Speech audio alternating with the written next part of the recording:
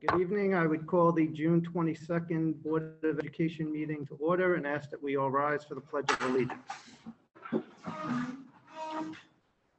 pledge allegiance to the flag of the United States of America and to the republic for which it stands, one nation, under God, indivisible, with liberty and justice for all.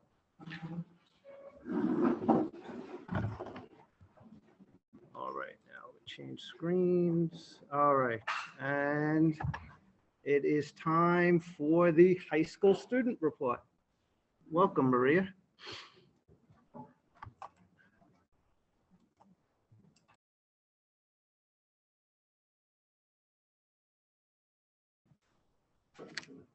Good evening, everyone. I hope everyone is doing well and looking forward to the summer. To start, at the end of last month, from May 20th to the 23rd, Players Club had their spring musical.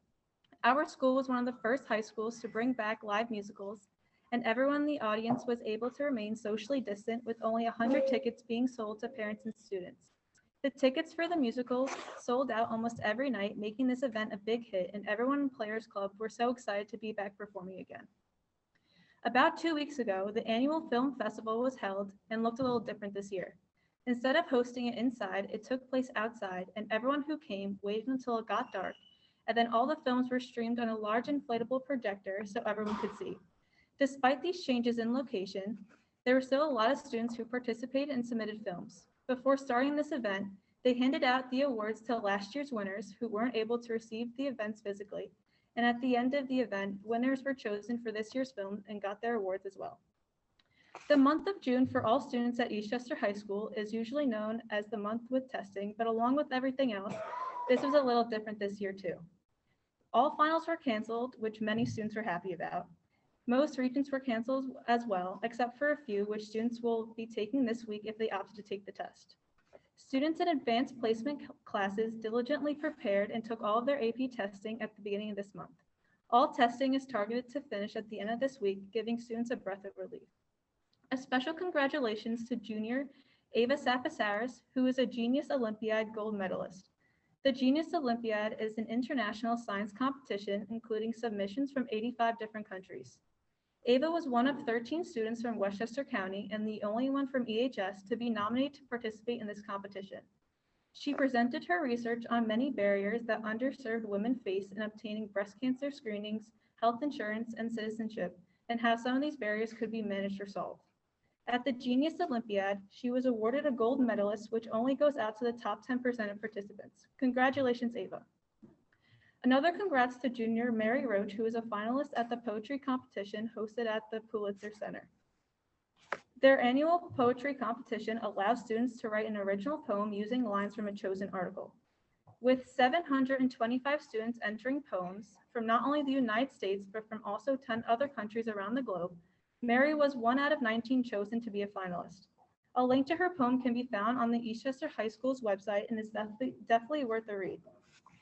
The senior class recently had their Wise showcase outside on the track. Each senior stood behind a poster that they made on their internship explaining what they learned in the past month and how their experience was. This event was open to parents and students to walk around and see everyone's unique internships. As we begin to wrap up the school year, there are many exciting events coming up, especially for the nearly graduated seniors. Tomorrow morning holds their first graduation rehearsal, followed by the senior barbecue and yearbook distribution. In the afternoon is the senior awards ceremony held at the baseball field. This is a ceremony to celebrate the seniors' accomplishments in areas of academics, athletics, and leadership, and to keep on encouraging excellence. To wrap up tomorrow is the annual end-of-year sports awards ceremony in the evening for varsity athletes. On Thursday is the underclassmen award ceremony for 9th, 10th, and 11th graders who will also receive awards for where they hold distinction. Finally, Friday is graduation and there's no longer 2 guest limit per graduate, making the ceremony even more special. That is it for today. Feel free to ask any questions, and if not, I hope you all have a great summer and I'll see you back in September. Any questions?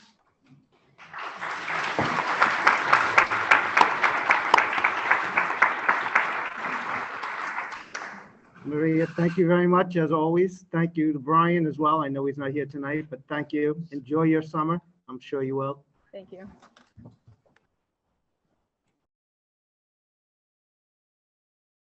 Any board committee reports? All right. In that case, I'm going to turn it over to Dr. Glass for the superintendent's report.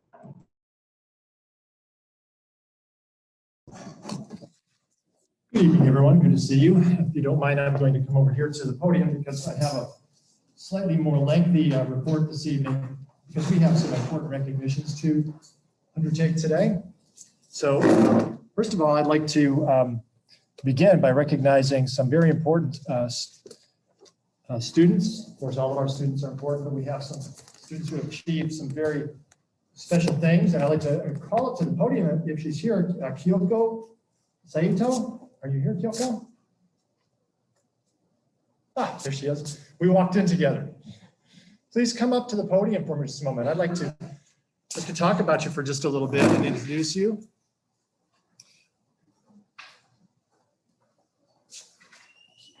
Kyoko is our salutatorian. We're very proud of her.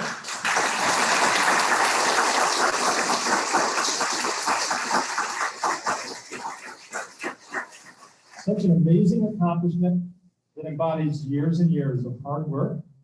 Do you want to talk just a little bit about what it felt like when you were named salutatorian? Yeah, sure. Well, I mean, I've spent the past 4 years like working really hard and like making sacrifices. So it truly was an honor and a privilege to be named salutatorian. Wonderful. Thank you. We're all very proud of you. And as a token of our appreciation for your hard work and example, we have something for you. And we just wish you all the best. And we know you have a bright future up ahead. Thank you very much.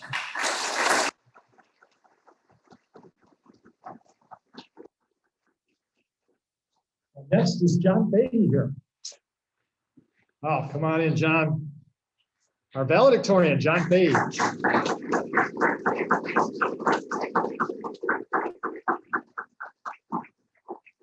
Isn't it like the longest walk ever? John is our valedictorian. John, what did it feel like? Did you have a sense of, as the year was progressing, that you might obtain this honor? Well, I thought I might get it, wasn't sure, but it was a great honor to be named valedictorian for this year. Wonderful. Congratulations. We're very, very pleased. It's years and years of hard work and dedication. And you set yourself up for a great future. We're so proud of you. Thank you.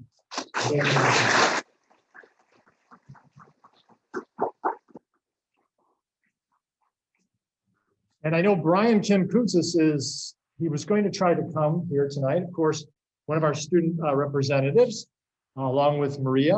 He's done a terrific job in the time that he's been here as a representative on this board, offering us, solid reports and insights. I think Brian was probably my first contact with the district other than the interview process, because right after I was selected, back when I was living in Michigan, a box arrived at my door. I was still working in my former district, and I opened it up and it had all kinds of Eastchester gear.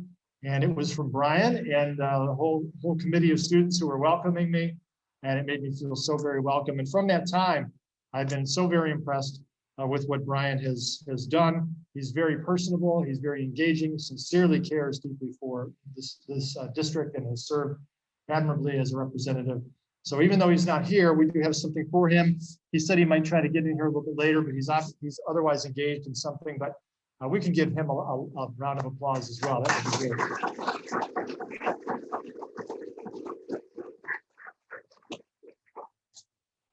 We have some other recognitions that we're excited about.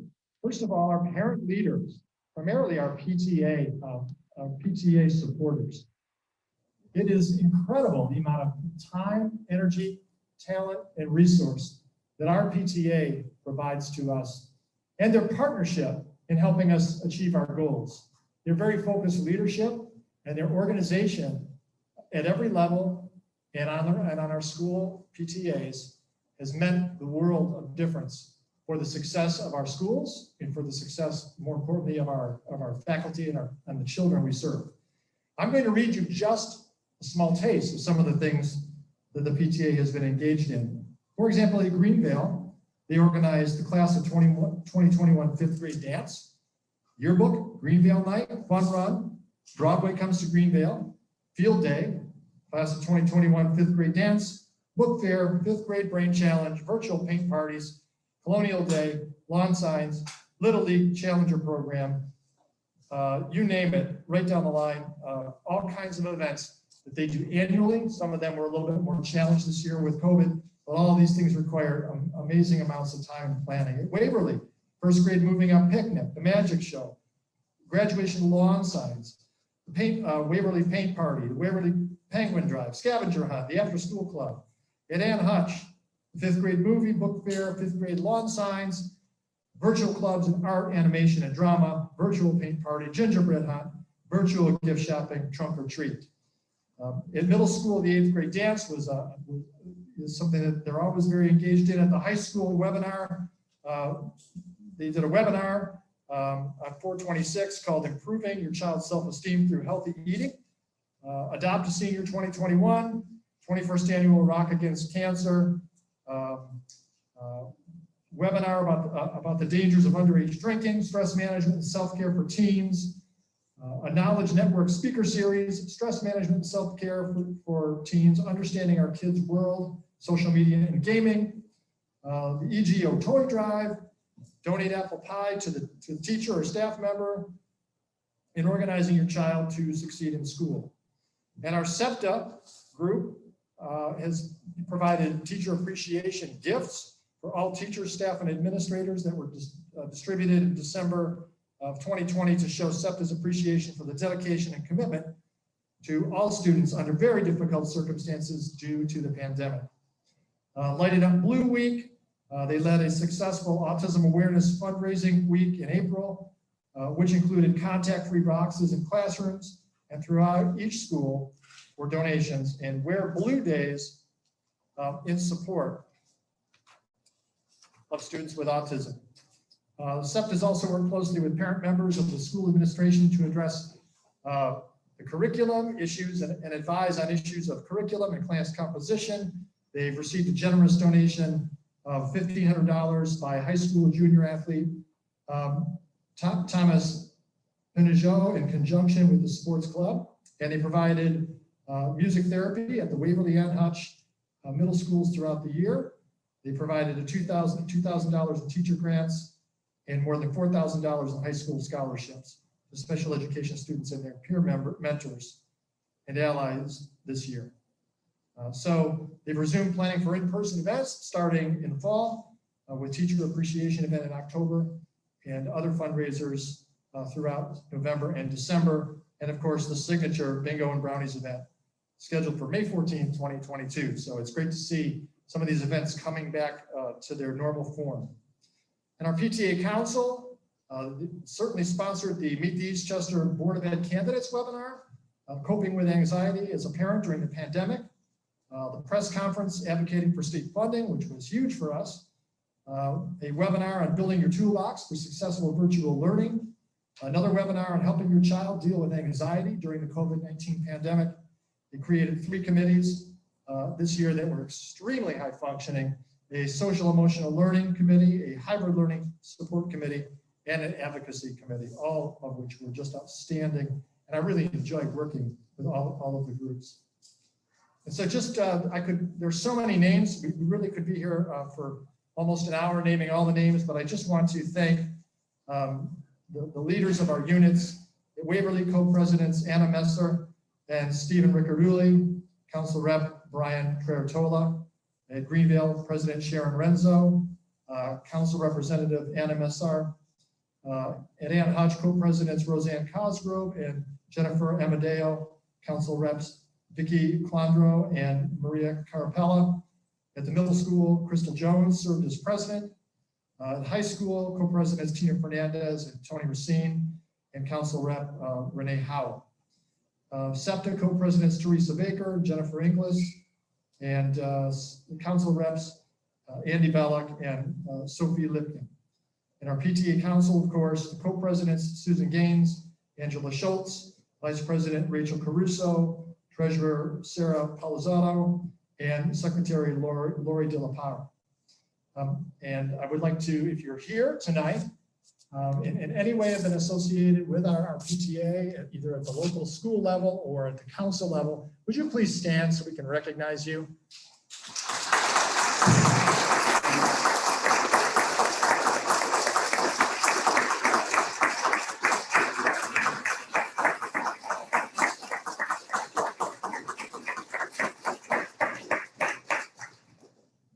Thank you for your partnership and the teamwork of what you do for us, and you really are the wind underneath our wings. There's so many things that we can do because of you, and we couldn't do without you. So thank you very much.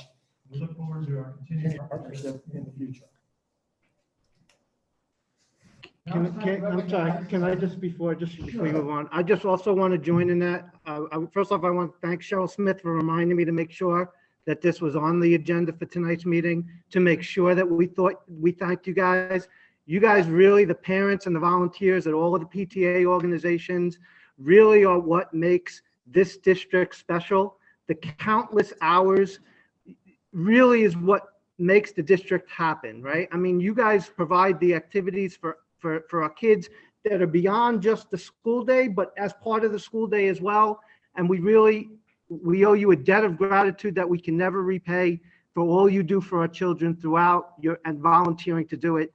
And I know how hard it is. It's much harder than even what we do, because you actually have to get real things done and get the events happening. So I want to thank you guys very much, all of you, for volunteering, and you have our gratitude.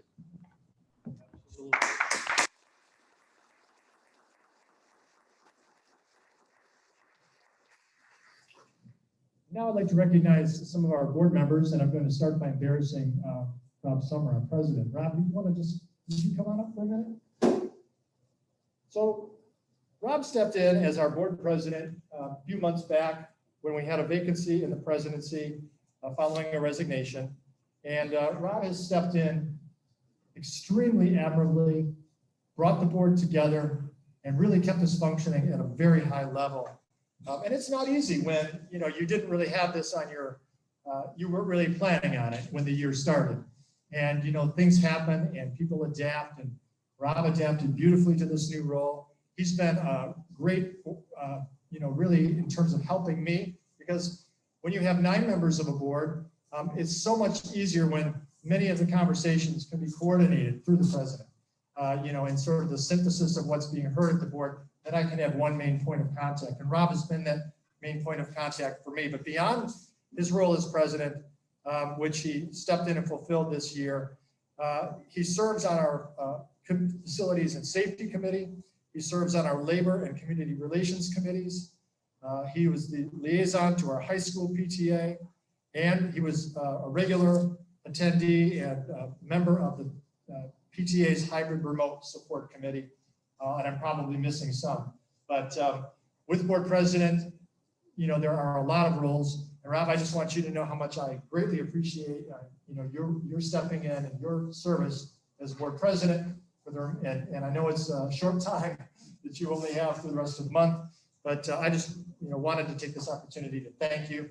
We have another recognition item coming your way that still hasn't arrived yet. In the meantime, we would like you to have that. And thank you so very much for everything. Thank you.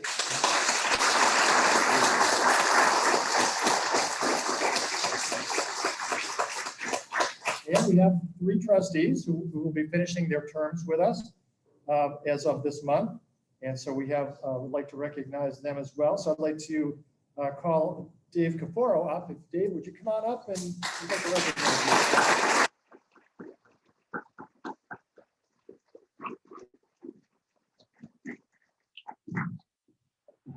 Thank you. It's great to be embarrassed, isn't it? Yeah.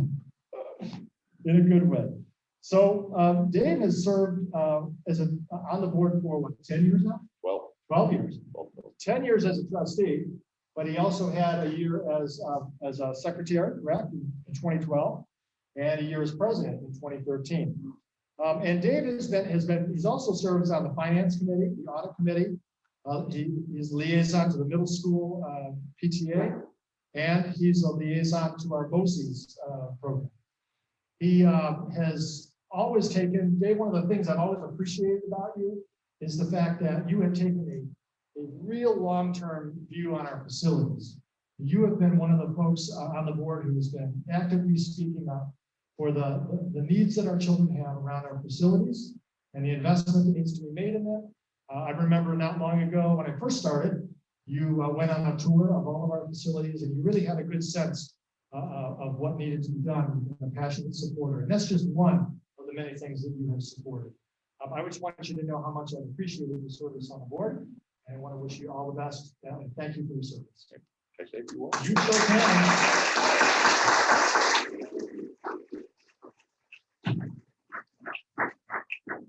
I'm vaccinated, so I'm taking this off. I just want to thank a few people. I want to start with the largest group. I want to thank the citizens of Eastchester for electing me 4 times. I've always considered it an honor to be given to be able to give back to this town and serve me and my family so well. Next group I want to thank, and we've heard this already tonight, is all the PTA parents and other advocacy groups.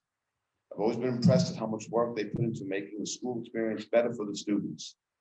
Besides all the advocacy work, thanks to the book sales, bake sales, fashion shows, and sports tournaments.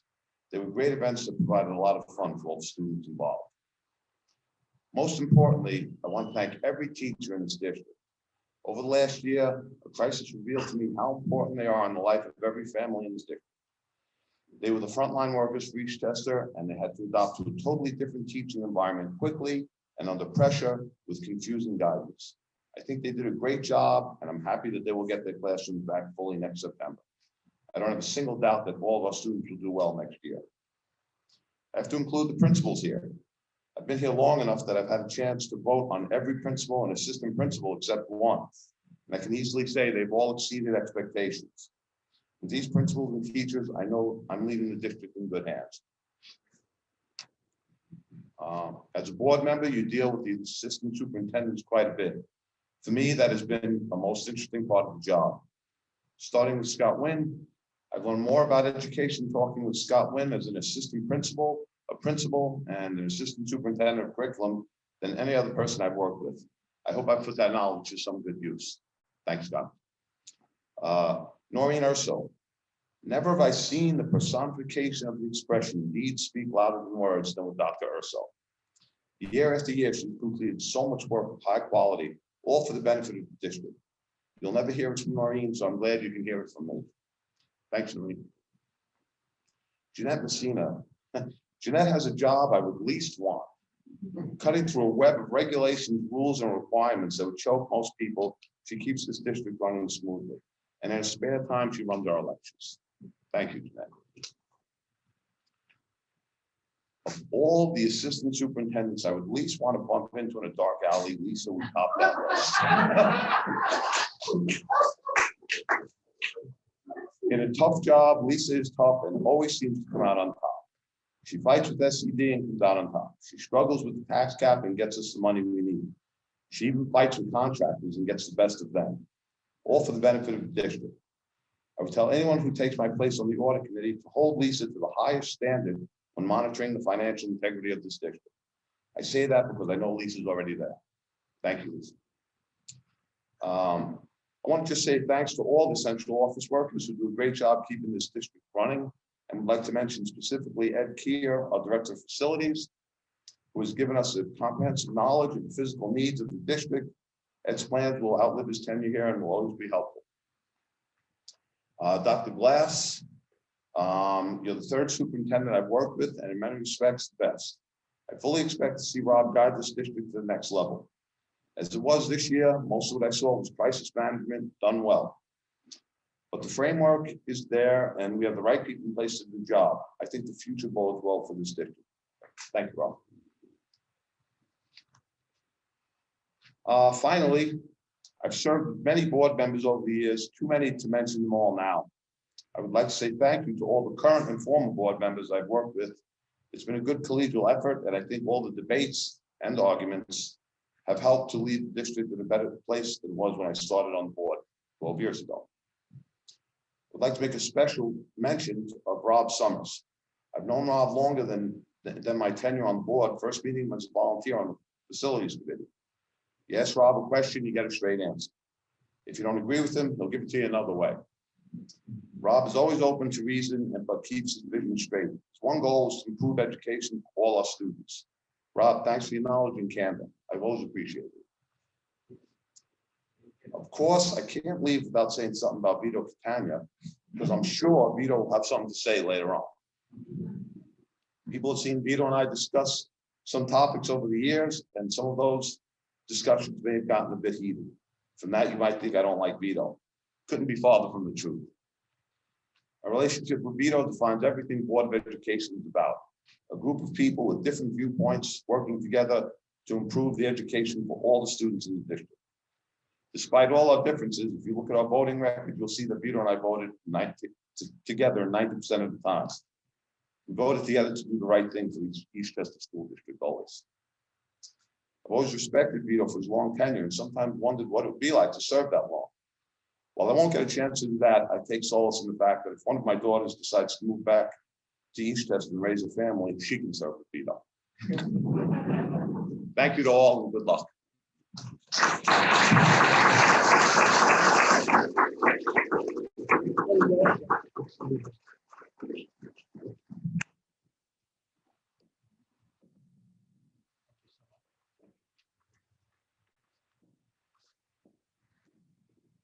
Hey, and then I'd like to recognize next trustee Tara Conti. Tara, would you like to come on up, please?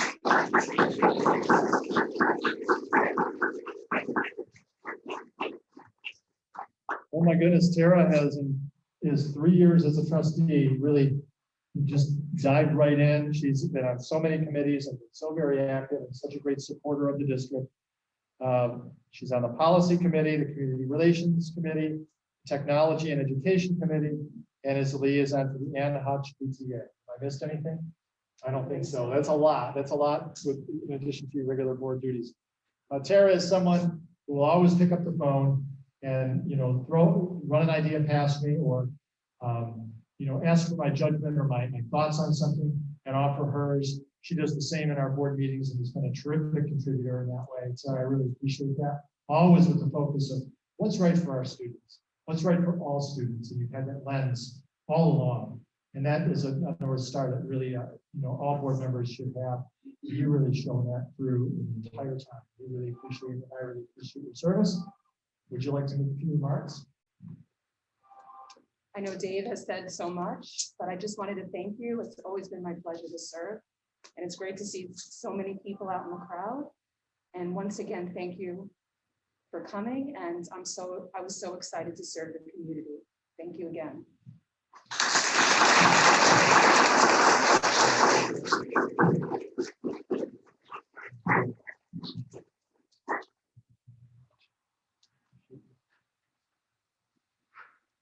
And Aaron Murray.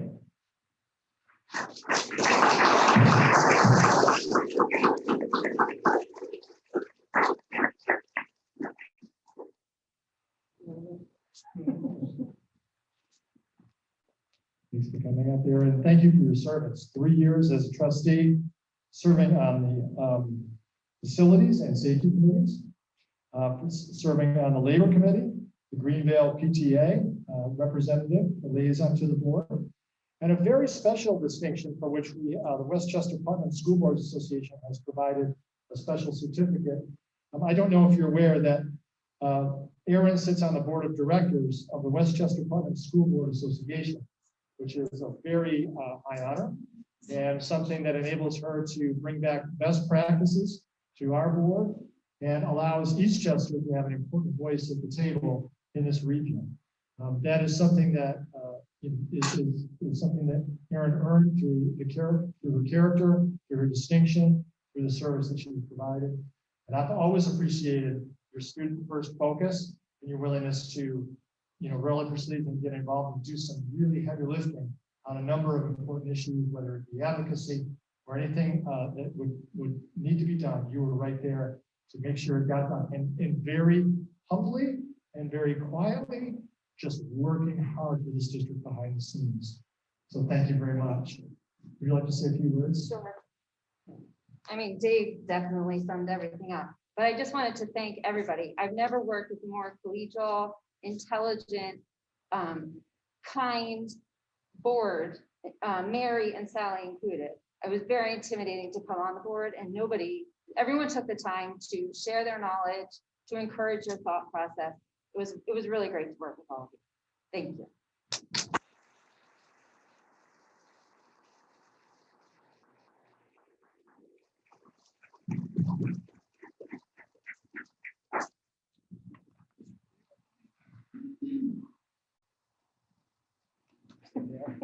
Got so much paper up here, I'm getting confused. Thank you. Thank you.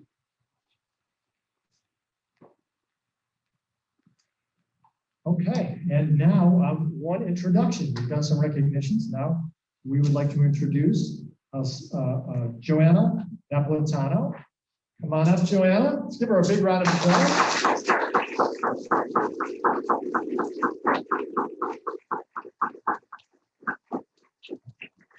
Welcome. I think you've heard through the emails that I've sent to the community a little bit about Joanna.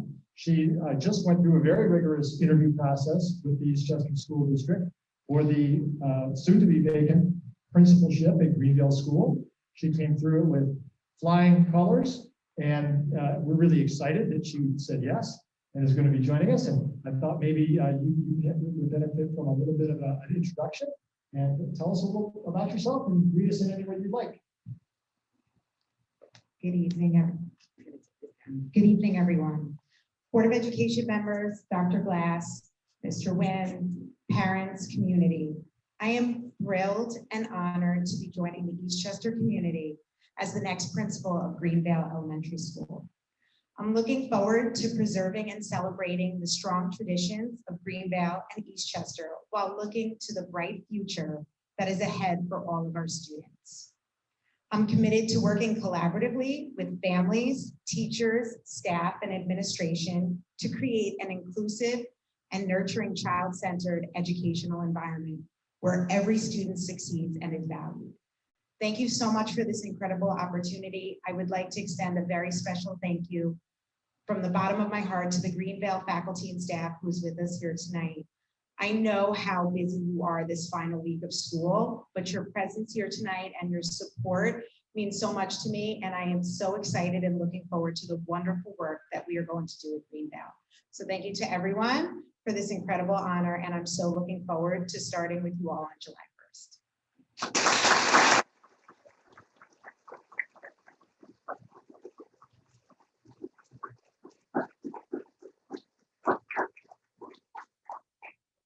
Okay, and so now I have a few other updates in here to, based on some interactions and communications that I want to just make sure I highlight. I know this has been an exceptionally long update, but for all the right reasons. One of the things that we're going to be launching into this summer is our regular summer school programming. But in addition to our regular summer school programming, we have, because of the pandemic, some things that we've done a little bit differently. And I'd like to invite our Assistant Superintendent for Curriculum and Instruction, Scott Wynne, to talk to us a little bit about what's going to be kicking off here very shortly.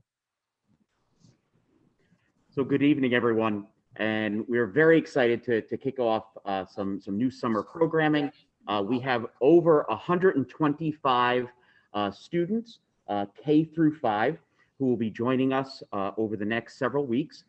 These are students who receive either AIS services or who are designated as receiving co-teaching services. And teachers are well prepared to kind of determine what their additional needs are and work with them in small group. We have been able to keep those numbers for our program quite small. It looks like we'll have everybody under 15 in our classes to be able to really individualize that instruction. So we're very excited to kick off that program. Will kick off on Monday and will run towards the end of July.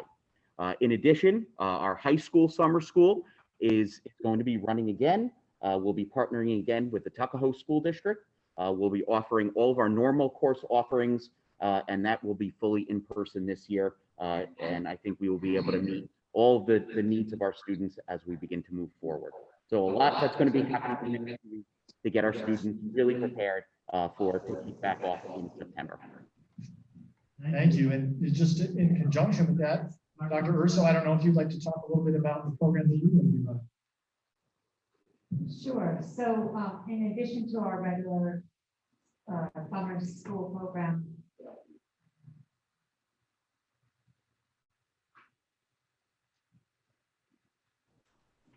okay, so in addition to our summer school program for students with disabilities who qualify per their IEP, we are running that program this summer, and that's going well. We're getting everything ready.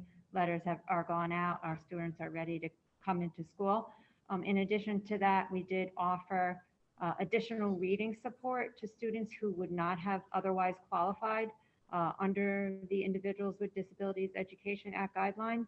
We wanted to make sure that all students with IEPs were offered reading services K through 5. This is specialized reading services, so we did open that up to students who typically did not qualify. In addition to that, we did open up our special class programs for all students, even if they did not qualify under the guidelines in 2 sessions. So we offered 2 3-week sessions. So students with disabilities may have had more mild disabilities are attending some of our specialized programming this summer as well. We wanted to make sure that all students were able to have opportunities over the summer. We weren't really sure what was happening with the different programs in the community, so we wanted to make sure that we offered our programs, and many parents did take us up on that offer, and we're really grateful for that. Thank you. It's a pleasure to have these programs operating this summer, and it's quite a turnaround. It's coming out of this school year, heading right into a lot of logistical turnaround for these programs to get operating, but they're being the programs we currently have in the summer are being strengthened, added to, bolstered, based on the needs of our students and the things that we know about what they have gone through this year, in an attempt to really help them have the best experience moving forward into next year and give them a good running start. I want to mention a couple other things that we're working on. Certainly this is hiring season for us. We've had some administrative vacancies that we've had to fill. So I wanted to let you know that perhaps at one of our next meetings, we will be bringing to you in similar fashion as we did with Ms. Napolitano. We're going to be bringing a couple other individuals to you to be determined, but someone who would be occupying our STEM supervisor position and someone who would be occupying our athletic director position. We're working hard on those interviews now, and we're going through that process. And of course, this is the end of the year time when we have all of our events happening, and many of those events have been modified. They were all supposed to be outdoor, and today our first event was rained out, but it will be a makeup date at the Ann Hutch event that was supposed to take place on the field out here today will be Thursday in the afternoon at Ann Hutch, and we'll make it a great event. But there were some new guidelines that you're probably all aware of that we learned about that really freed up our ability to have more people participate in these events, which is wonderful. And there was one particular question that had come up about our students. And this is sometimes when these guidelines come out, you don't know how they should apply necessarily. So it was saying that everybody who was unvaccinated needed to wear a mask, and that was a little different than what our students were able to do outdoors under the current guidelines. So tomorrow at Waverly, I sent an email out to the Waverly community. Tomorrow at Waverly, because it's happening during the school day, students will not need to wear masks for that event tomorrow at Waverly. The other events, because they're happening at 4 o'clock and 6 o'clock, anyone who's unvaccinated, that will include students, according to the new regulation and the clarification I got from the Department of Health today, will have to wear a mask just for those events. Everything else remains the same during the school day. We've been engaging the community and once again on some work that we're really excited about. First of all, strategic planning. That we had our second meeting last week. It was a well-attended, great session, really talking about the future. What are our students going to need, not just in college, but beyond college? What's that world of work going to look like for them? And what do we need to do to prepare them adequately for that? That's the brainstorming work. That's the foundation of what we're doing. And this cross-sectional group is really diving into that with the help of our facilitator, Jonathan Costa, who does this work at a very high level for school districts. So we're excited about that. And one of the first exercises we're going to dive into, especially coming back in the fall, is going to be lessons learned from this whole pandemic. What have we learned and what do we need to do differently? We've started some of that work by collecting data from our students. You may recall a survey went out to our students, and we have a lot of that data. And a lot of that data we looked at a high level with the hybrid remote support learning committee of the PTA just last week. We'll carry that data in along with some other surveys that I think Jonathan will be able to help us with coming out of strategic planning. So we get a good picture of, you know, when you recover from something like what we've been through, it takes a little time. It's just like an injury. You know, when you go through a trauma, it takes a little time sometimes to come out of it and really understand what you just went through and strengthen yourself once again. And that's really, I think, the recognition that we're seeing in strategic planning. We don't just want to run from where we are today into another activity and check the box. We also want to make sure that as we go into that new activity, we understand what it is that we can take from this experience and be better for it as we go forward. And that's what we're going to be doing. So we're excited about that. We're going to use that student data along with other data that we'll be engaging the community with. But we've also got another committee that has now met twice, another meeting, second meeting last week, our Diversity, Equity, and Inclusion Task Force. That is a group of 27 folks, a cross-sectional group. We've sent all of that information out to the community. And if you go to our website, we posted a lot of information about that committee there. It's a very robust website with a lot of information about why certain decisions were made, who's on the committee, what's the charge and role of the committee. You'll see notes, you'll see PowerPoints from the meetings. We're going to be very transparent about everything that's happening there, so you feel really, you have a good understanding of it. And that meeting, committee is not going to meet again until late September. And then there'll be 4 more meetings.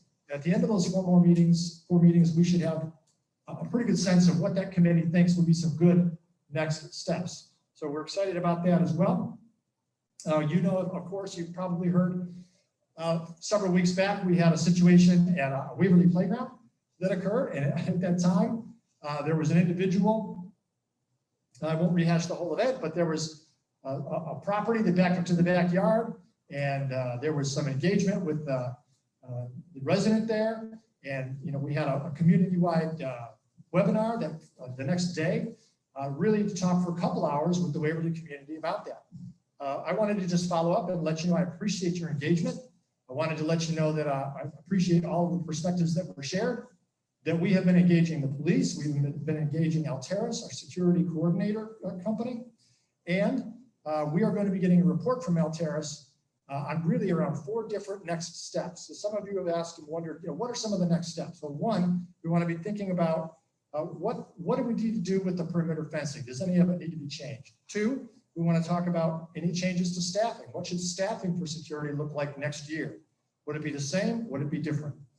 3, should there be any changes to the training protocols we have in place? And 4, should there be any changes to our communication protocols? Those are the 4 major areas that emerged from that webinar that we had, and we want to make sure that Alteris and the police partner with us and help us bring some recommendations back for actions for next year, and that'll happen here just in the next few weeks, and we'll post that and make that public once that is decided.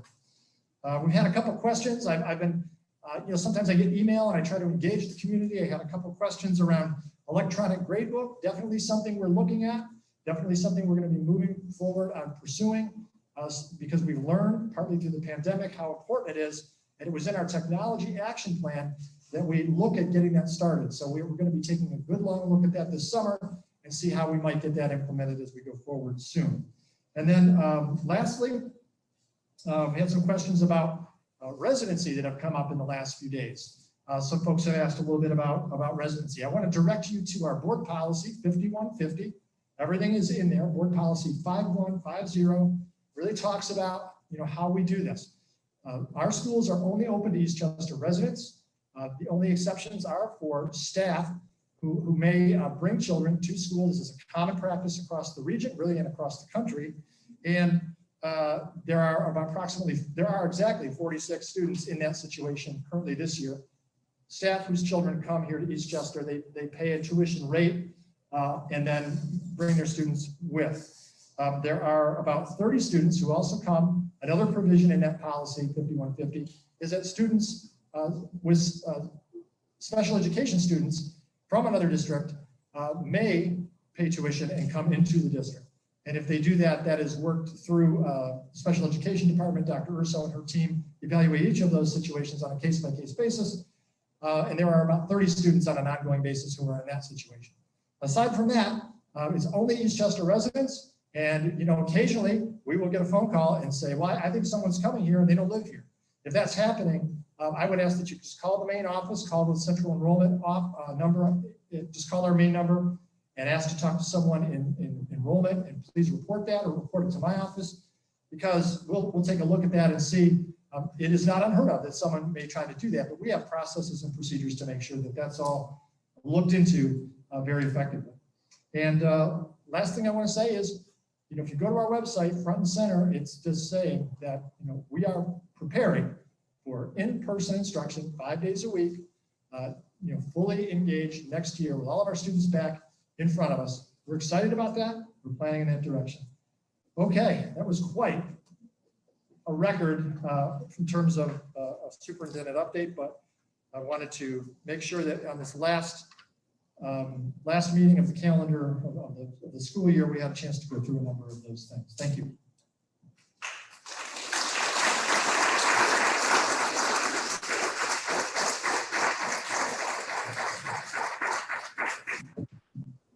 Okay, so next on the agenda, I see it's for a discussion on the auditorium equipment. So I'm not who I'm turning that over to for the discussion on the auditorium equipment.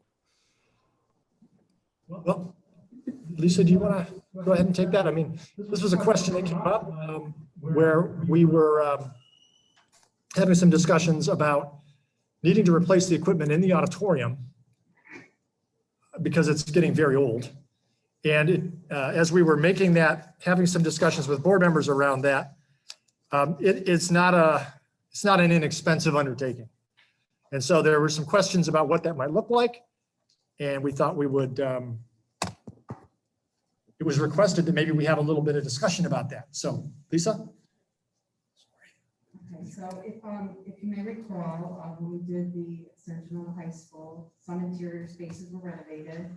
One of those spaces was the auditorium. However, it was basically a cosmetic upgrade. I mean,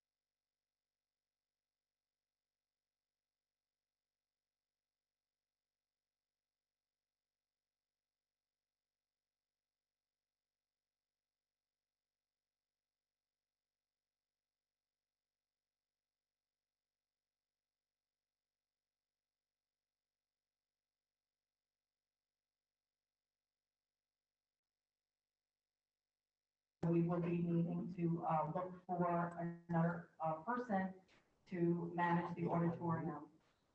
Bill, do you want me to unmute so it gets picked up?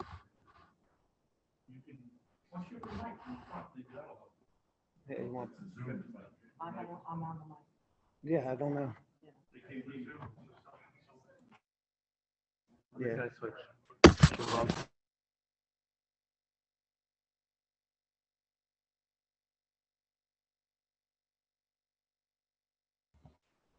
So with the retirement of our current auditorium manager, John Gordiak, we need to look for a new person to run the auditorium. And having such old, outdated equipment, we really kind of see that as an impediment to us getting somebody new in there and not being able to operate this older equipment. Most people are going to be trained on newer equipment. We thought this might be an opportune time to kind of make these kind of upgrades to the auditorium. Financially, also knowing, you know, as I've presented in prior budget presentations, with the fund balance the way we are currently and leftover funding from this year, this just really seemed like the opportune time to kind of address one of these items that still remained on the list of things that need to be addressed after the construction project at the high school. So in case you're wondering what's included in this is demoing of the existing lights and sound system, because we don't want to just kind of install new stuff and leave the old stuff there. We want to clean that stuff out. All new lighting on the stage. It's converting all the old incandescent lighting to LED lights that will no longer require changing of gels, changing of lights. We're going from incandescent to LED. It's more energy efficient, and it's just it gives many more options in terms of light production. The lighting will also be able to be operated remotely from the sound booth or in front of the stage. Previously, my understanding was that John Gordiak had to lower the rigging, adjust the lighting, put it back up, see if it needed to, did that work? If not, bring it down again. So this allows for all kind of remote control of the lighting. Conversion of our dimmers into auto shutoffs, which extends the life of the dimmer system. Upgrading all the sound, wireless microphones, adding video projection, which will also allow us to do live streaming from our auditorium, which we currently don't have right now. The pricing also includes all training for whoever's going to be taking over this position, and it's unlimited. So if we can have as many people trained, we can have them trained as often as we need to. There's no limit on it. They did tell us that our rigging was still in good condition in the auditorium, so we're not touching that. So those are the items that we would like to place on order before the end of the year, get this work done over the summer, and hopefully, have a new auditorium with new lighting and new sound ready for September. If you have any questions?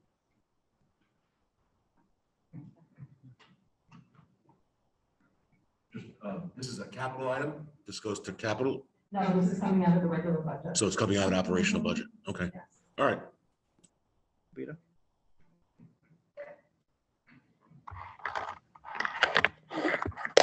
Okay, I'm actually the one who asked for this to be discussed tonight because I'm all for the plan. I'm all for everything we want to do in there. It needs it desperately and all of that.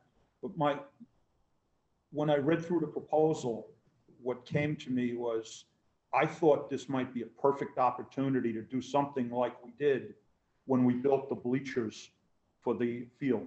Okay, I think it's something that rather than spending taxed money to do, I think we could engage the community, we can engage businesses, we could go out and get grants from, there are all sorts of foundations out there that support the theater program and the arts all over Broadway. You see it, just do a Google search and you can find all these places. We could ask people, create a project, get the kids involved, get the theater club involved, get the business club involved on how to raise funds privately, and go out and attack this the way we did with the bleachers. And like the bleachers, the Board of Education stepped up to the plate and put up the balance of the funding that was needed that wasn't able to be raised, okay?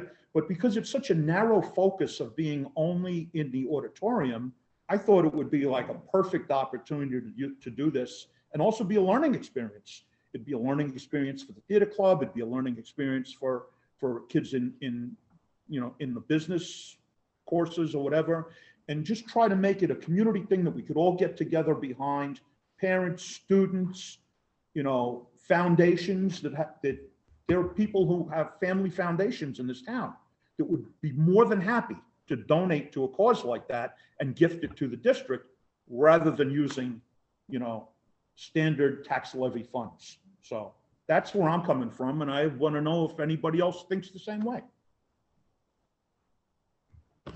So I'm gonna turn this for a second. So I think that's an awesome idea. It worked out great with the bleachers. The sports club did a great job with that. I agree. The model is in place. I absolutely agree. I think that worked out fantastically. We got a great result from it. and a significant portion was clearly put up by private funds. My only question, I guess, would be from Lisa's presentation would be, it sounds like to some extent time is of the essence a little bit in terms of the hire. I'm just saying, so that's my only concern, right? Is that time is of the essence, particularly if we want to have it done by September, and if it's going to be an issue for the new hiring. But maybe this is a task that we give the person who we hire to say, hey, go figure this out. But I mean, I don't have a problem with the concept. I don't disagree.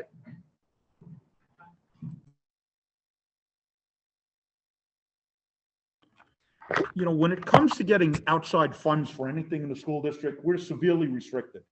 You know, we can't put advertising on our buses. We can't put signs on our baseball field or on our football field. But this is an area where we can go out and actually, a group, maybe the theater club, I don't know if the district can do it. We'd have to just model it the same way we did with the sports club.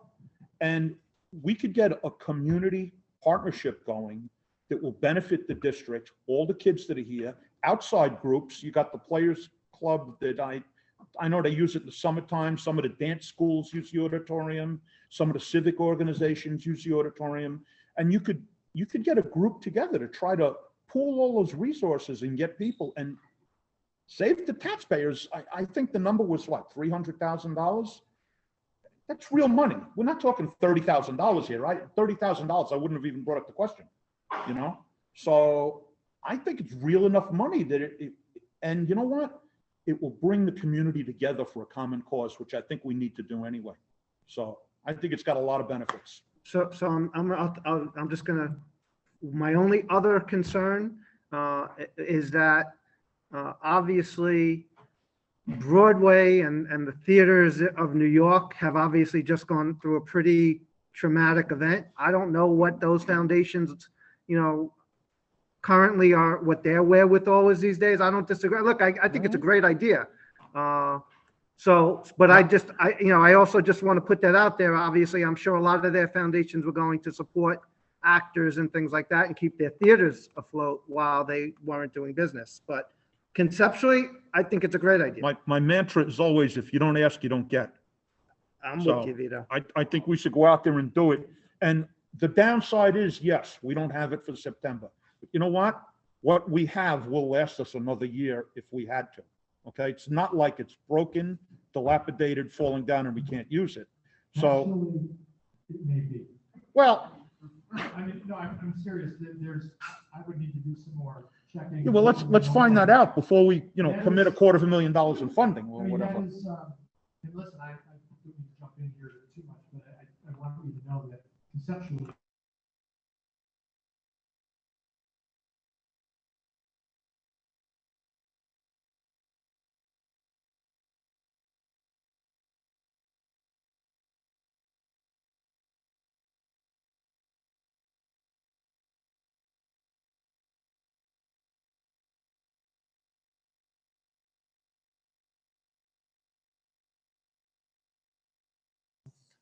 who's going to manage the theater. So this equipment is going to be very important. And, you know, what I've heard is that some of that equipment John brought with him and may leave with him.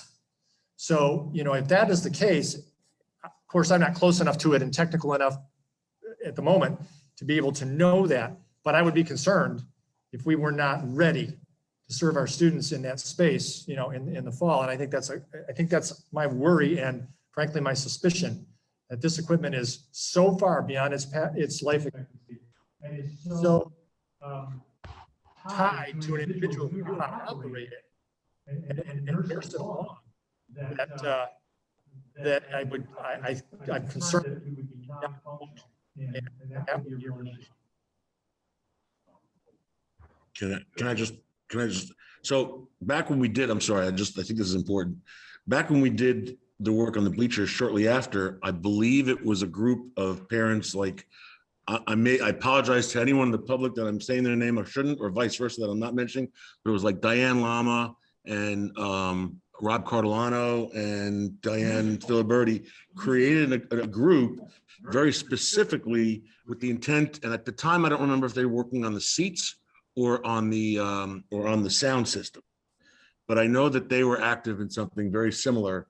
And, I think it may be interesting to have that communication with the public, but by the same token, unfortunately, I do think that because of the time factor, we may have to commit to something and have that come in afterward or something. I'm not sure what the right answer is because I don't think it's realistic based on what I've heard. The light system, I think, was something that they were looking to work on for years, and we may be, in a very bad position with a theater group that has been very good for many, many years.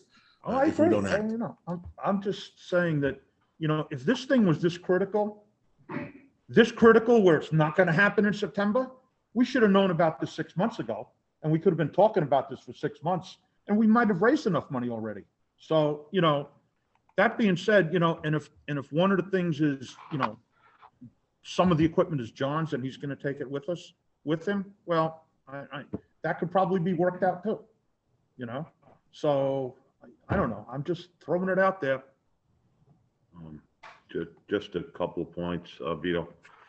We knew this equipment was dated, but we were making compromises because we were worried that the high school bond was going to be too expensive. In retrospect, we should have fixed them back then, but we knew it back then. Another thing was that I heard a story last night at the retiree party from about John Gordiak that at one point he had to throw a flaming circular saw out the door because it short-circuited some wires, so I don't think we want to invite a new person to work here and then give them a fire extinguisher, and a third thing was yeah and a third thing is that the bleacher project was great actually. I mean, but they had a jump start. I think the Gabelli Foundation gave $90,000. The NFL gave a grant, so that started with a good base. We'd be starting from scratch here, July 1st. And I don't know, it just seems like it's a bit complex. It's something we should have paid for. The theater group does excellent work. Those plays are great. And to draw somebody that can do something of the quality that John's been doing, I think we need this upgrade to get done. So go ahead, Steve, I'm sorry. So I really love the concept. What I love about it is the educational value to the students of like a student project-based learning in that. My fear would be that what are we losing if we don't have systems that work for next year? If we have a problem, what educational value do we lose? And I don't know if anyone's prepared to speak to the value and what we think we might lose if we don't do this, like this summer. So can I guess let me throw this concept out there, which is kind of what we did with the fields, right? So we laid out the money for the fields, right? And we basically signed like a user agreement with other organizations in town to kind of help get the funds. And the concept would be, in theory, we would have those funds to some extent for when we go to do the replacement. And that it'll help us do the maintenance of the field in the meantime, and things like that. I mean, I think that might be like a good compromise where this way we get it done for September, we get it done for the new person coming in, but we task the new person coming in with kind of getting some fundraising going to kind of keep the equipment up to date and maintained, and for the future replacement of it, because we know what's going to happen, right? So unlike a field, maybe that's got a 10-year life expectancy, maybe the lights have a 15-year life expectancy, but just like, maybe longer, because I'm sure it's been longer than we did the lights in the auditorium, but maybe it's something like that, right? Where we do it that way, and that way, at least we have it in place immediately. And yet at the same time, we've tasked somebody with trying to get some of these grants going forward for the functioning of it and for the future replacement of it. Does that work? Well, that's actually what I was thinking. I was thinking Okay. that we could get started on this. You don't have to raise $300,000 to get started.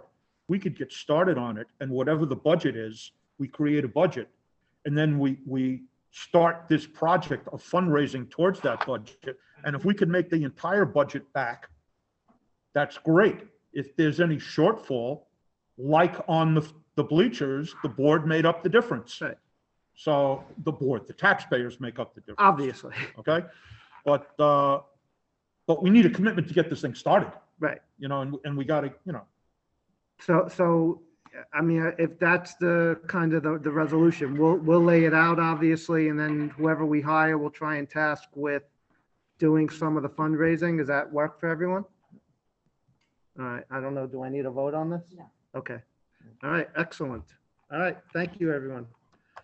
All right, so, Steve, as usual, I'm gonna let you do the agenda, so if you can move 8 through 11, I think it is. Sure.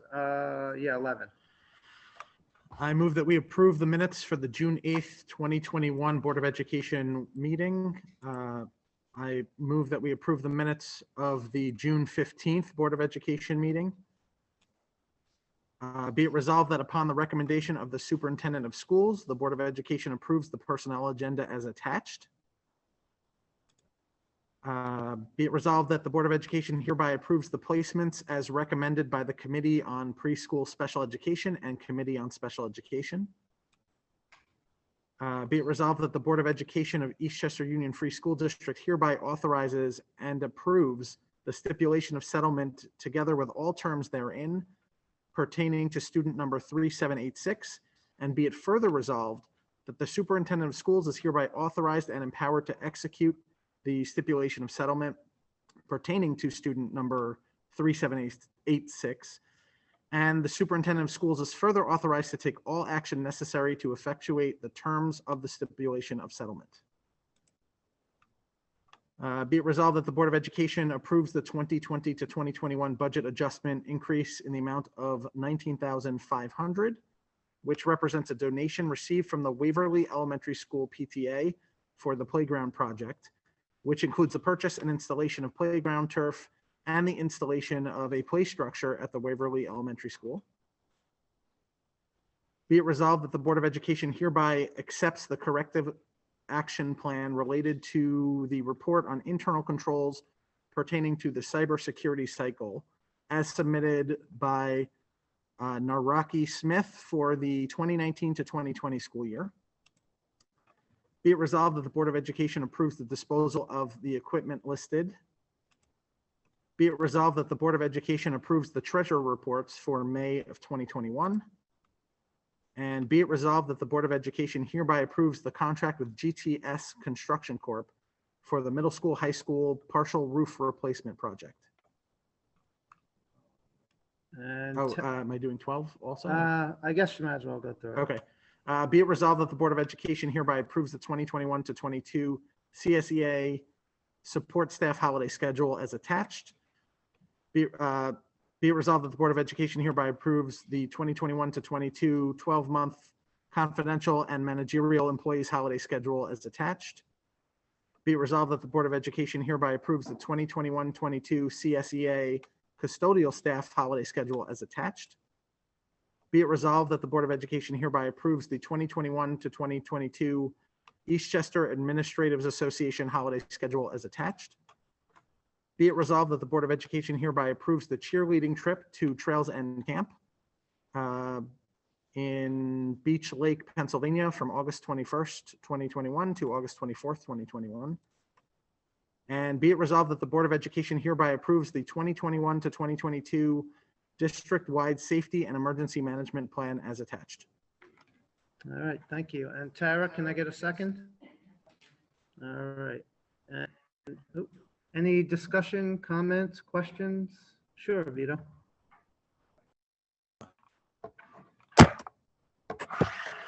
My question's on the holiday schedules. We're adding the new federal holiday to the schedule. And my question is, before we vote to do that, I'd like to know what's involved in granting that holiday to everybody. Is it in their contract that they automatically get every federal holiday? Does that mean if next year they create another federal holiday, we're going to add that one? And if the year after that they add another federal holiday, we're going to add that one without negotiations? And my real question becomes, what are the cost implications to the district?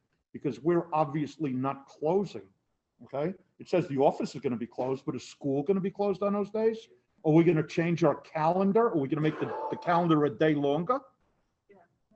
Really? So we're changing all our calendars? I just assume that's what a federal I holiday didn't, you means. see, I read it as the CSEA is gonna be off that day.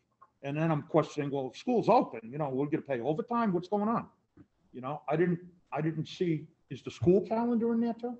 The school calendar was already approved, and that holiday is. We approved that day off, Yeah. June 19th? Yes, you already did that. Yes, I don't remember. and Okay. we are actually still meeting All right, as long all as of everything is all the closed, contractual obligations with the units as per their current as long contracts. as everything Yeah. is closed, I don't have a problem. Everything is closed. When I first saw it, it looked, I only saw CSEA and I'm saying, the office staff is off, and what's everyone else doing? No, everybody, the whole district will be closed. We questioned it, and at the time, we didn't realize that Scott was prophetic. And able to determine that by the time we got here, we were gonna Okay. need to have it off. But thank you for that. Okay, no problem.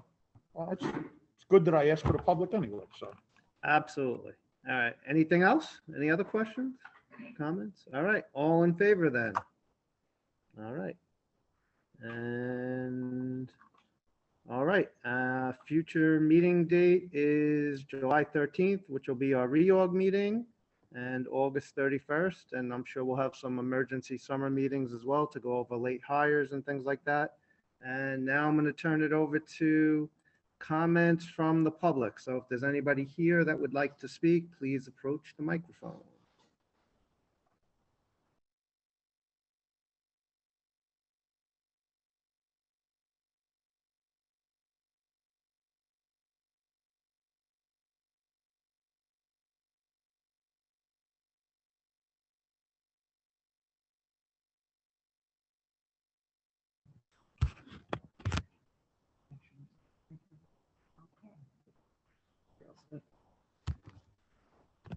My name is Mary Messner Martin, 213 Lincoln Place. And I'm sorry, I gotta take this off. Good. There were a couple things I wanted to say tonight. First, it was mentioned already that John Gordiak and Karen Zambelli are retiring after having served the district for 3 decades.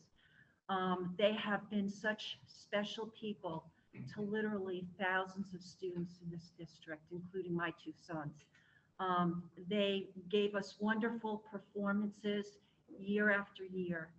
They made our children perform in ways that we never thought they possibly could. They led with such grace and set such a wonderful example for our children in so many ways. My family, my husband and I are so grateful to them, and our children are, and I think the whole community has to give them a special thanks for all they did for us over those 30 years. Secondly, as mentioned, 3 board members are leaving. I was on the board for 9.5 years, and I was very happy to serve with all the 3 who are stepping down now. I want to say to Tara and to Erin, it was a pleasure serving with you, and you worked hard and you did a lot for the district, and I would like to recognize that personally. And Mr. Cafaro, who I can't see, there he is. I served with him for 9.5 years. He did many things which have already been mentioned, but I got to sit next to him for quite a number of years. And there were many long nights where I only got through it because of Dave's sense of humor and passing me notes. And I gritted my teeth and I listened to Vito, and I respected Vito too. I want to particularly thank Dave for his service. I really do not think the Eastchester community fully understands and appreciates the service that he has provided to this community and to these schools over the last 12 years. And finally, this has been a horribly difficult time for so many of us. And I want to thank the staff and the administration and the board for all that you did over the last year and a half through this pandemic. I think sometimes judgment is passed way too quickly and easily. I don't think there's an appreciation for how difficult the decisions were that you had to make. I don't think any of this was easy or simple. And I greatly respect everything that you did. And I want to thank you on behalf of the entire community for your service over the last year and a half. Thank you.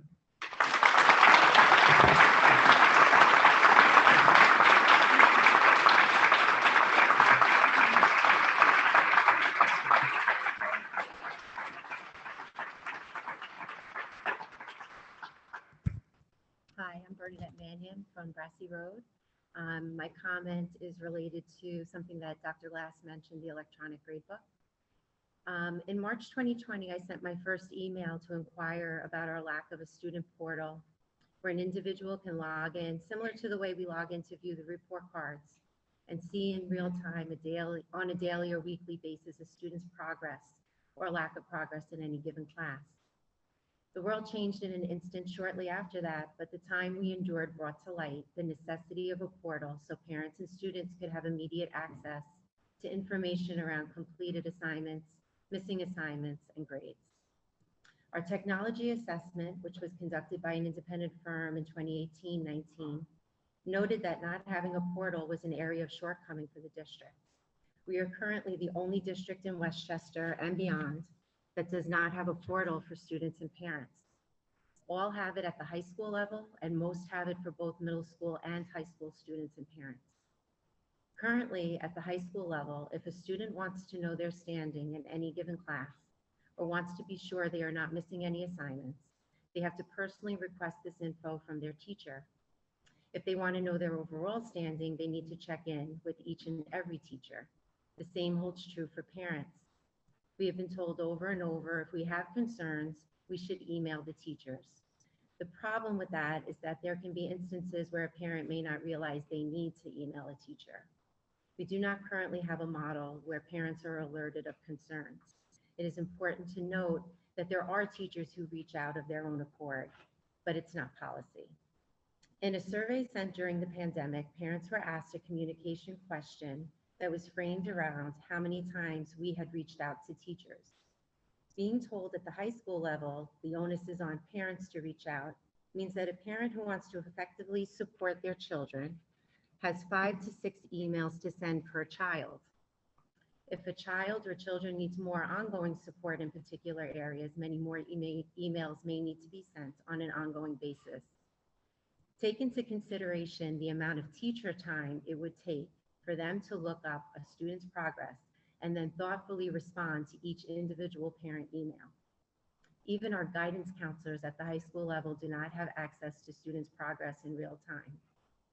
Then there's the separate issue of times when there are concerns that are not known until a progress report or report card indicates such issues, at which point it is often too late in the quarter to catch up.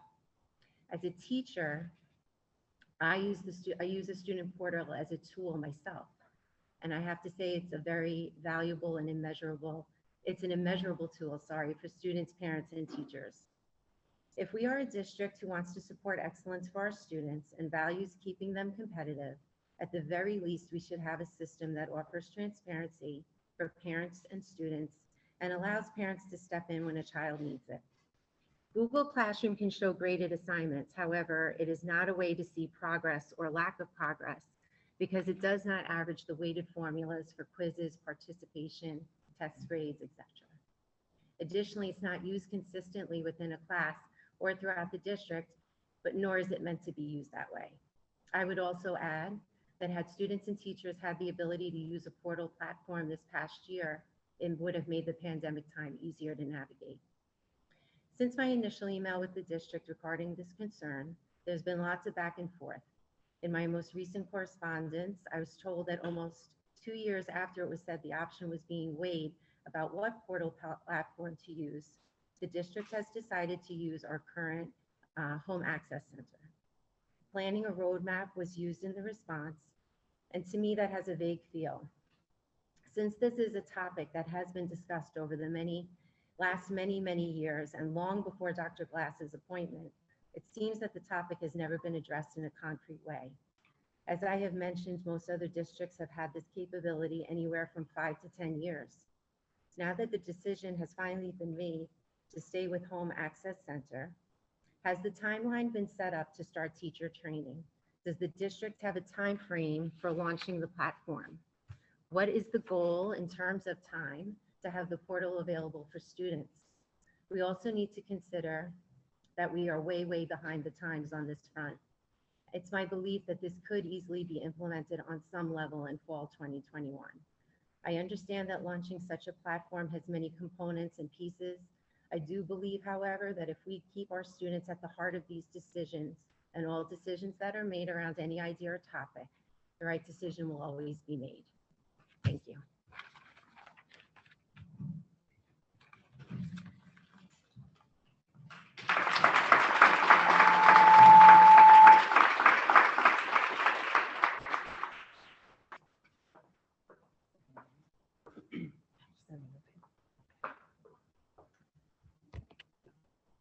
Hi, everybody.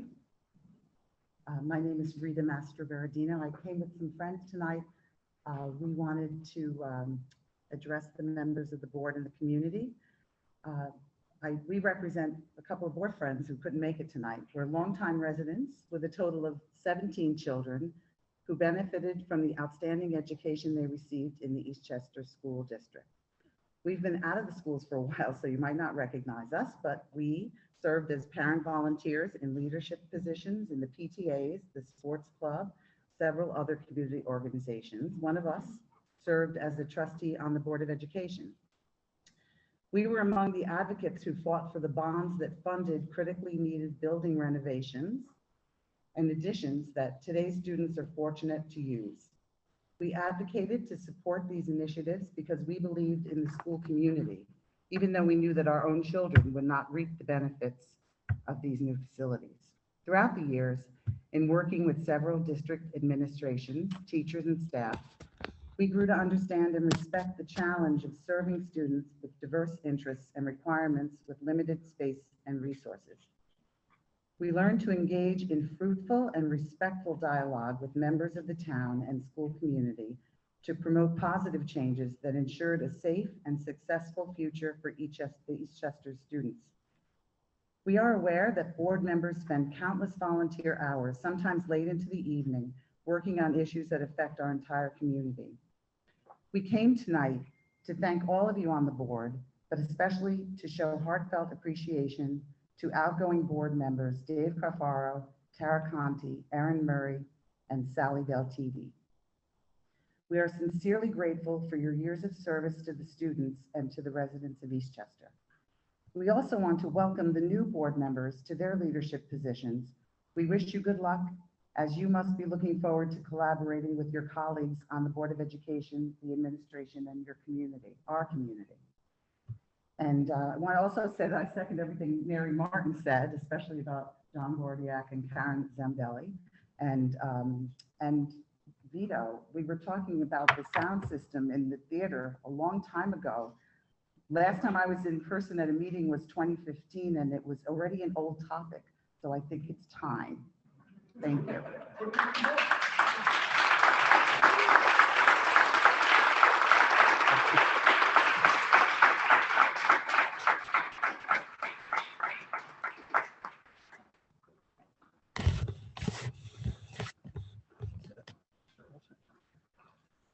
Good evening.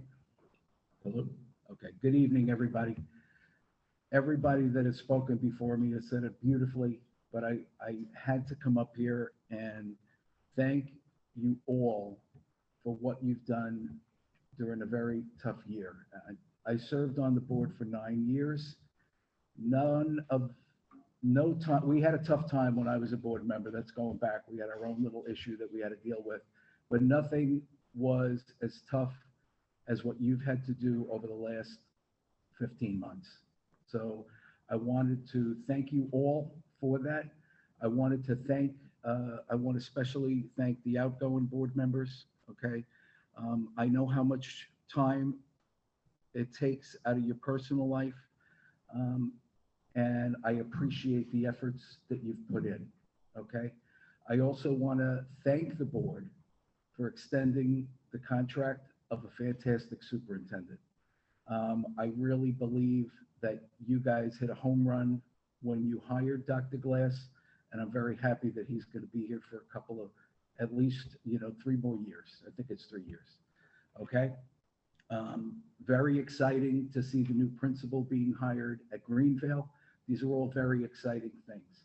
And I also want to say to the new board members that are coming in, I welcome you. There is nothing more important in a community than the education and the care that is in your control for the students, for the young people of the community, okay?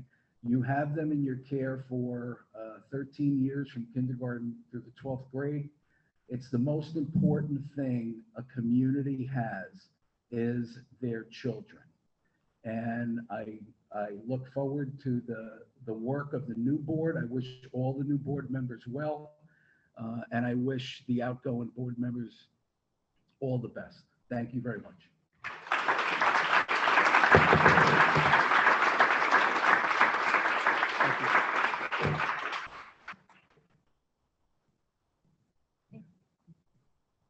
Hi, my name is Jessica Schiaffoletti. I'm a parent of 2 elementary age students, one at Waverly and one at Greenville. And I also wanted to just thank the board for their service. I want to thank Dr. Glass, who has responded to me numerous times at odd hours. And I'm sure I'm just one of many parents, so I don't really think he sleeps very much. And to the teachers, the special education department, to all the administrators and principals, my children have done really well this year despite all of this, and it's only because of the teachers and all of the administrators. So thank you all.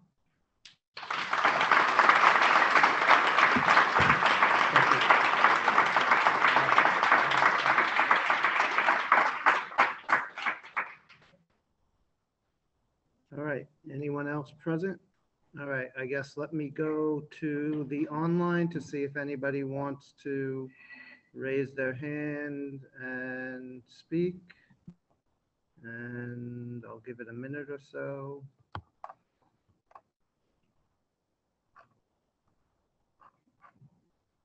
Okay. I don't see anybody raising their hand, so I'm going to close public comment and move on to comments from the board. And I'm going to take some presidential prerogative for a moment, and I'm going to start off public board comment with a statement. So in a district seeking to continually improve, as ours is, there should and will be issues which generate public input. For every member of the community to feel that they are welcome to speak up, including board members, we must all be able to do so without fear of reprisal or being heckled, bullied, or disrespected. We must respect each other and our diversity of perspectives and opinions. The board has always provided an opportunity for public comment at every public board meeting. We must respect each other as fellow community members. It is our diversity of thought that will lead to robust debate and will make us stronger in the process and better as both a school district and a community. A community is only as strong as its schools, and if we wish to remain a highly sought-after town to live in, then we must remain a high-achieving district.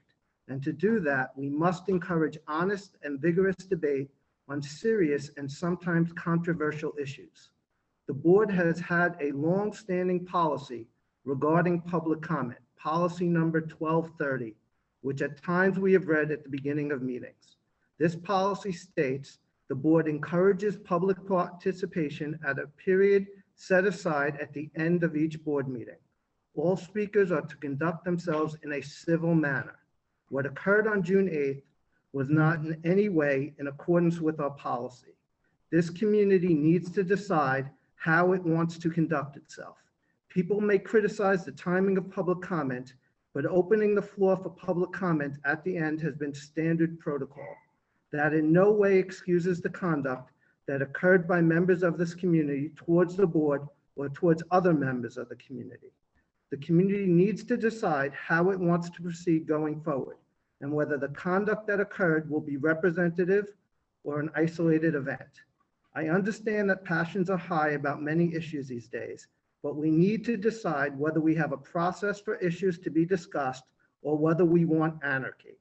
One will allow us to remain a high-achieving school district, and the other will lead to chaos where those who yell the most and the loudest are the only ones heard. One will lead to open debate, and the other will have a chilling effect, where we end up with only one mindset being expressed. Public education deserves and requires honest and factual debate. I understand that parents are passionate about their children and the schools. We share your passion, or we would not have volunteered to serve.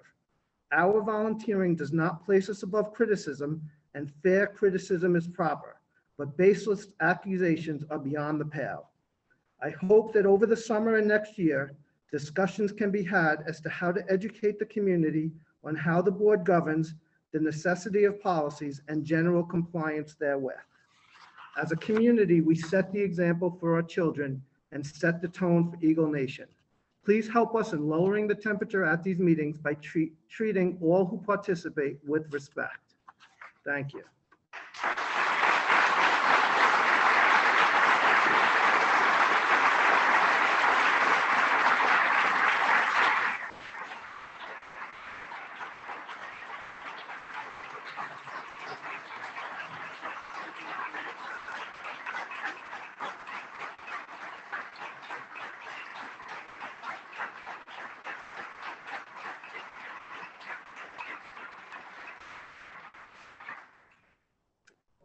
Any other, Cheryl?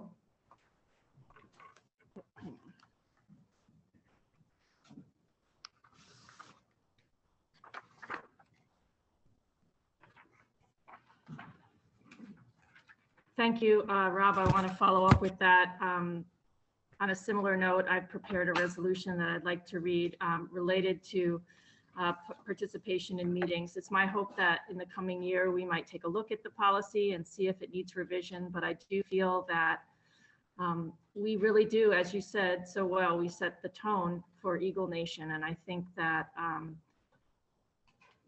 we really want to be clear with the community how much we value community input. I'm so grateful to everyone who came out this evening to participate, to talk.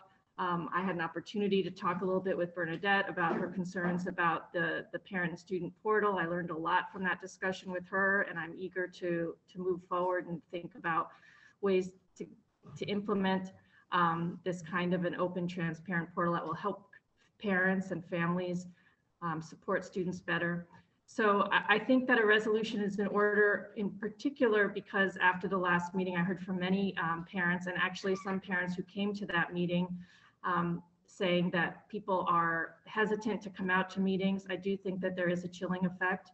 I think that is incredibly inappropriate and problematic, that we have an obligation to make sure that we're creating meetings and spaces for all who want to speak out and participate to come and participate.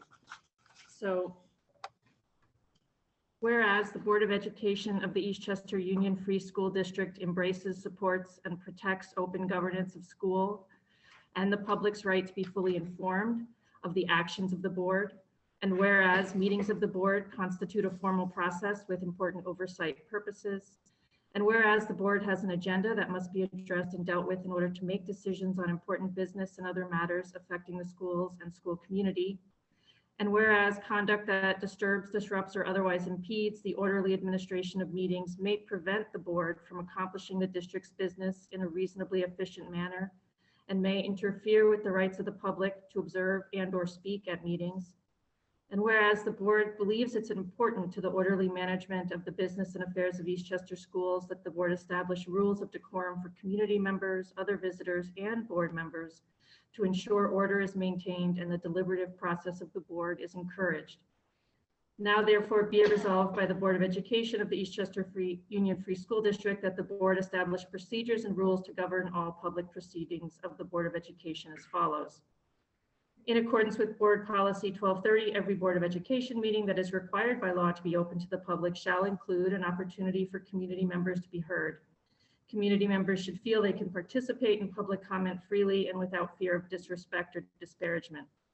Rules for public participation are to ensure an orderly framework within which board business can be carried out by setting basic ground rules for public comment and by prohibiting interruption, inappropriate behavior, or personal attacks. Rules for board participation also establish a code of conduct for elected officials of the Board of Education that promotes mutual respect, debate, and open deliberation of the serious matters that the board considers. Public participation, sign in and identification of speakers. We ask that you come in, sign in, indicating your name and address, and state your name and yet the item to be addressed if you can for the record. We have a designated time and place for public comment. Community members are asked to hold remarks until the designated time for a comment and to follow the protocol. Time limit. It's the intent to provide each participant a fair and equal opportunity to be heard. In accordance with Board Policy 1230, speakers are allotted 3 minutes for comment. However, the board wants to hear from community members and applies its discretion to extend time in order to give due process to issues of special concern. If there's a dispute about time, limits may be extended or limited by a majority vote of the board, provided any extension or limit is applied equitably to all speakers and no limit is under 3 minutes. The public comment period is designed to give community members an opportunity to address items on the agenda as well as to comment on other topics related to district services. It's not intended as a question and answer period. Board members shall not be required to answer questions or respond to comments, but may respond to questions or comments at their discretion or may direct the question or comment to the appropriate individual to respond. All remarks should be addressed to the board as a body and not to any specific board member, nor to any district staff or member of the audience or public. Speakers or audience members shall not make personal, disrespectful, slanderous, or profane remarks to any member of the board, staff, or general public. Any person who makes such remarks, yells, or uses threatening or abusive language or engages in any disorderly conduct which disrupts, disturbs, or otherwise impedes the orderly conduct of any board meeting shall, at the discretion of the presiding officer or a majority of the board, be cautioned, called out of order, and or directed to leave the meeting room and be excluded from the remainder of that meeting. Persons exiting the meeting room while the board meeting is in session are asked to do so quietly. Clapping, applauding, heckling, or verbal outbursts in support of or in opposition to a speaker or his or her remarks are discouraged. If, in the judgment of the presiding officer, the period of public comment is unusually long or the atmosphere has become hostile or unruly, the presiding officer may move to make a recess, close public comment, or defer all or portions of the public comment to a subsequent regular meeting or to a work session or an advertised special meeting to be held in advance of the next regular meeting. For board participation, it's the intent of the board to act consistently with Board Policy 1230 and any applicable ordinance, oath, or other legal requirement. Robert's Rules of Order shall apply to the conduct of public meetings subject to the authority of the president of the board or designated presiding officer. The presiding officer shall act as facilitator, assisting board members to focus on the meeting agenda, discussions, and deliberations. Board members will limit their comments to the subject matter, item, or motion being currently considered by the board. Board members wishing to speak must first obtain the floor by being recognized by the presiding officer. Board members shall not interrupt any speakers during public comment portion of the meeting. However, board members can ask questions or request clarification. Board members must be recognized by the presiding officer before asking a question or requesting clarification of any speaker during public comment. And any board member may make a motion following the 6 steps according to Robert's rules. Okay. Can I get a second? Erin? Okay. Any discussion, any comment? Sure. Jonah?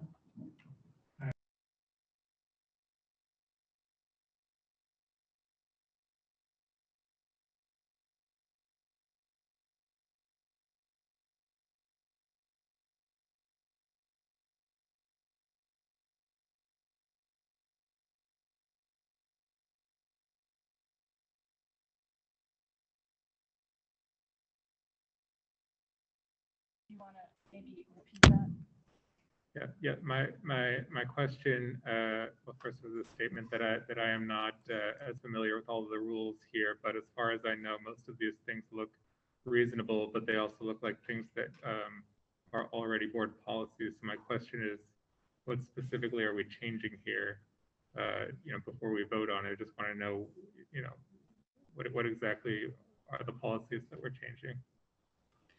The board policy 1230 does talk about public comment. It limits it to 30 minutes or 3 minutes each. We've often extended that, but we've come into some problems this year when there isn't sort of an orderly kind of order of sort of ways to respond. So for instance, after the last meeting, I did some research into resolutions that boards had. I read about 50 of them. And many of them do have, specific sort of steps outlined. I thought it was a very good idea that many boards would, for instance, call a recess to let, give us like 10 minutes or so for tempers to sort of calm down and then reconvene. I mean, I think that if we had some of these procedures in place by a board resolution, and maybe some of this should become part of policy, but it's not currently policy.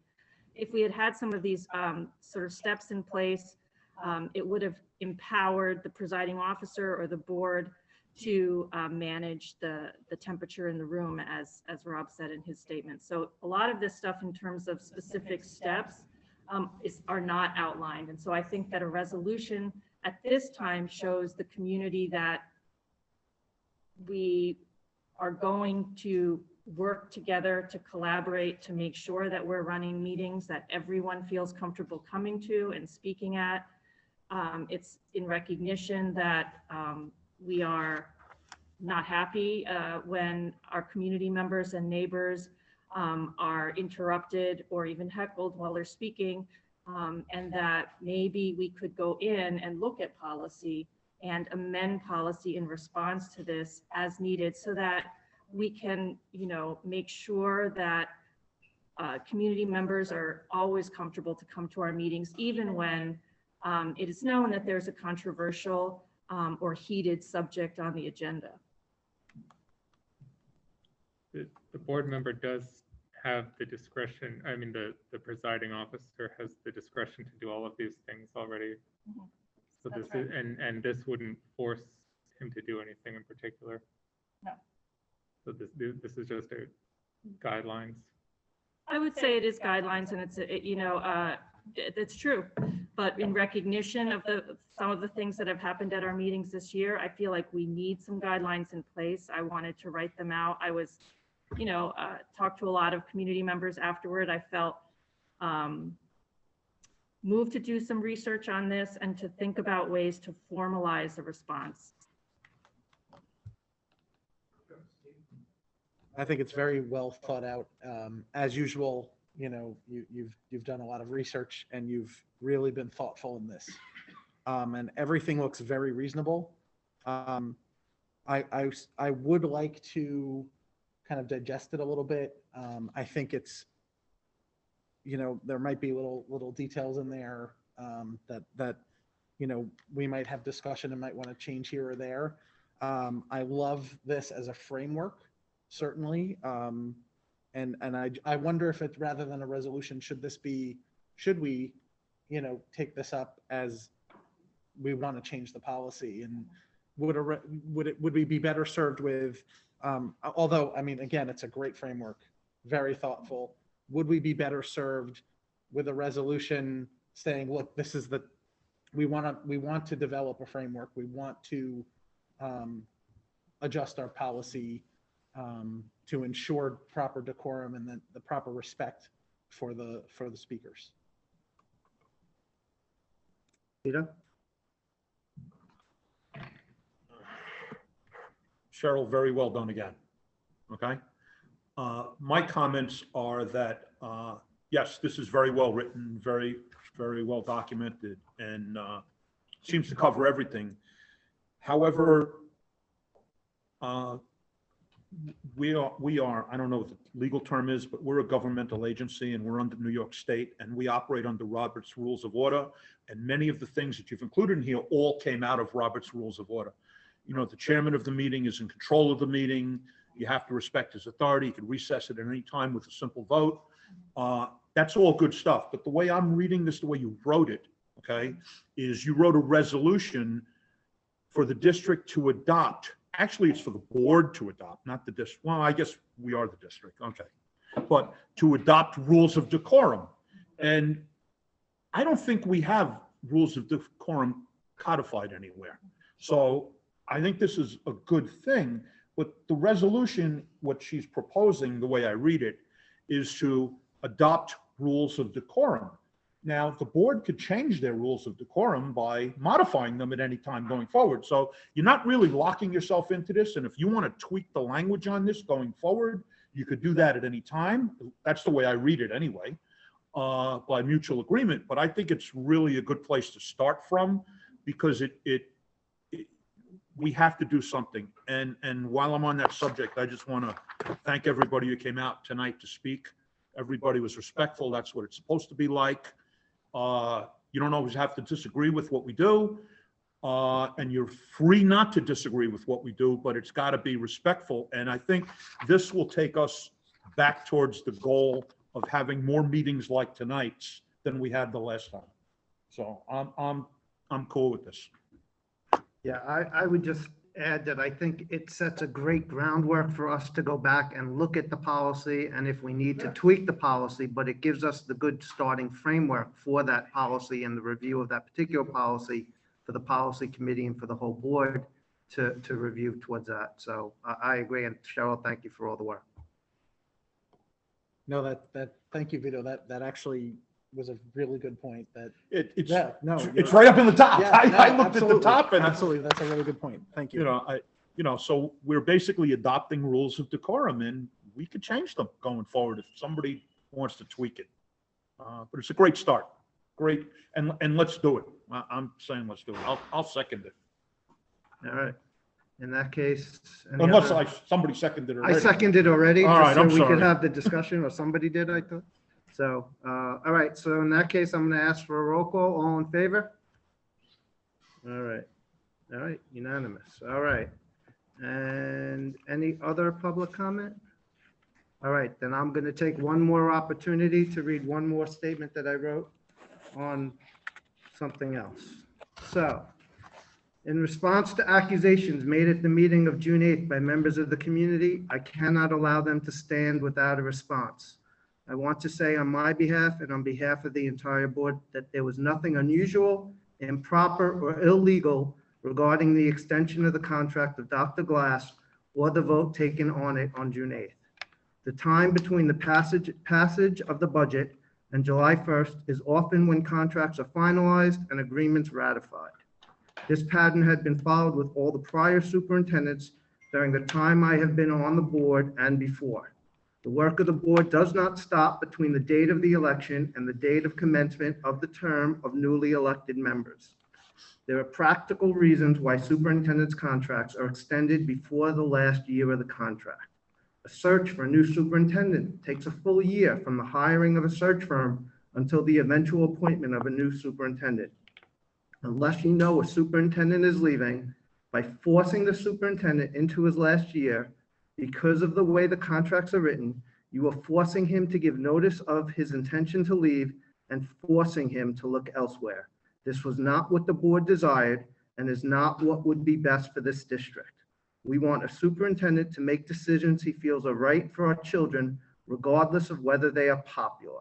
A superintendent campaigning for his job in the arena of popular opinion cannot do the job properly or well.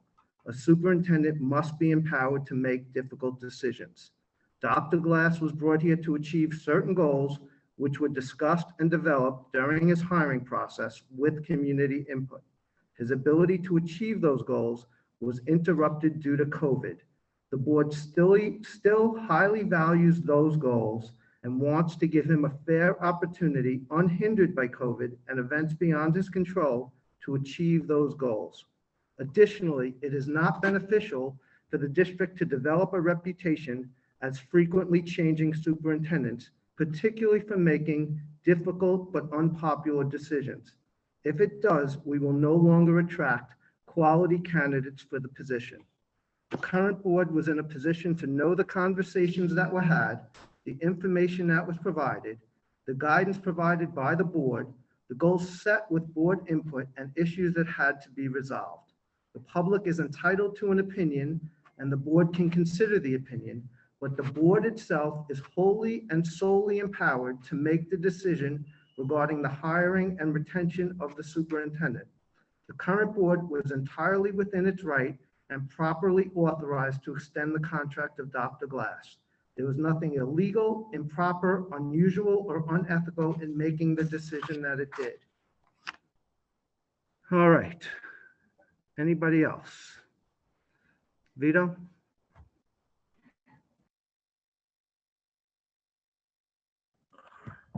Well, I usually don't say too much at these meetings. It's always quality though, okay? And this time I want to say something from the heart. I want to thank Tara and Erin and especially Dave for the hard work and dedication they've put in, the time they've put in. I've worked with a lot of board members, some of which who came tonight, and I appreciate that. Thank you guys as well. But you know, we, as you've heard, we don't always agree on the board. We don't always agree as constituent to representative. We agree on most things, but what we usually disagree about is how to get to the same place. We're all focused on making the schools better and putting out the best kids that we can out of this community and making our community proud of every kid that goes through the district. And Tara, Erin, and Dave, thank you for rowing in that direction. You've done that through your tenure, and my other fellow board members as well, but you're not leaving yet. And when Tara and Erin are only on the board 3 years, but after 3 years, you know, I could call them friends. They're not colleagues anymore. And Dave, you know, you've been a friend for a long time because I know you for 12 years now. And thank you for everything that you've done. And just in closing, I want to say, I want to welcome Jonah and the new members that are going to be joining the board, you know, and hopefully, you know, within the next 3 years, we will find out that we will be friends as well, and that we'll all be rowing in the same direction. And we might disagree on how to get there, and we might argue how to get there, but I'm confident that in the end, we're all going to be doing what's right for our schools, our kids, and our community. So thank you all.